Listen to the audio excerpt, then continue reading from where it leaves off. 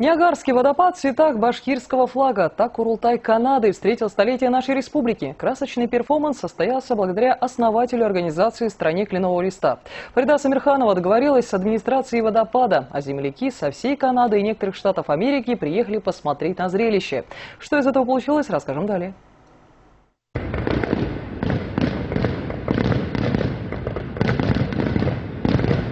Салют на Ниагарском водопаде явление нередкое, но иллюминация совсем другое дело. А в цвета башкирского флага его не окрашивали никогда. Такой вот подарок на столетие нашей республики преподнесли землякам в Курултае, Канады. Ежедневно миллионы туристов встречаются сюда, чтобы увидеть это чудо света.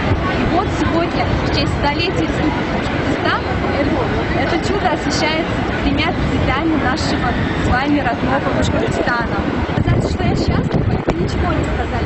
Меня просто переполняют эмоции и гордость за наш родной Башкортостан. Лилия Абдрахимова специально прилетела из Нью-Йорка, чтобы присоединиться к землякам в День Республики. И не потому, что канадская сторона водопада в разы зрелищнее, нежели американская, а чтобы воочию увидеть световое шоу.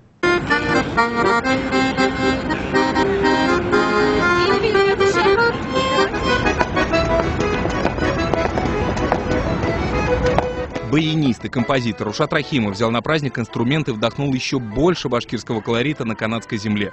Туристы из разных стран интересовались нашими традициями и значением цветов на флаге Башкортостана.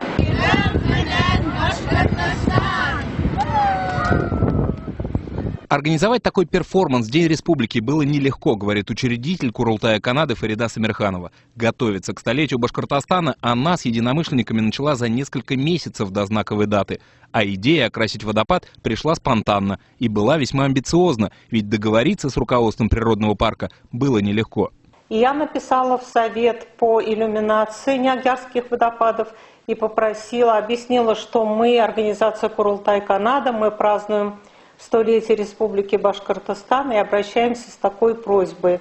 Была переписка с ними, я объясняла, что такое Курултай, что такое Башкортостан. Но главное, что удалось достичь договоренности с канадцами по дате, ведь окрасили в триколор башкирского флага символ страны кленового листа именно 11 октября.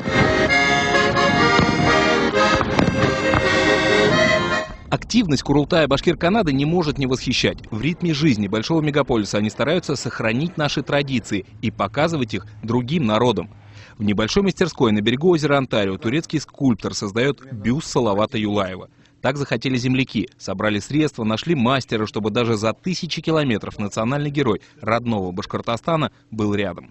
Ностальгия – это действительно то, что мы испытываем здесь. Мы объединяемся, мы проводим вечера, сабантуй, потому что на самом деле наши сердца вместе с вами, дорогие земляки. А сабантуй отныне включен в общегородские праздники Монреаля. Уфимские липы в исполнении теперь уже канадских башкир.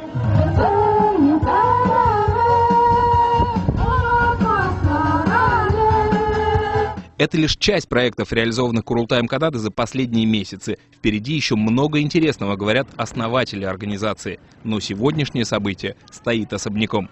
Ведь так ярко праздники наша община за океаном еще не отмечала. Азат Самирханов, новости, Канада.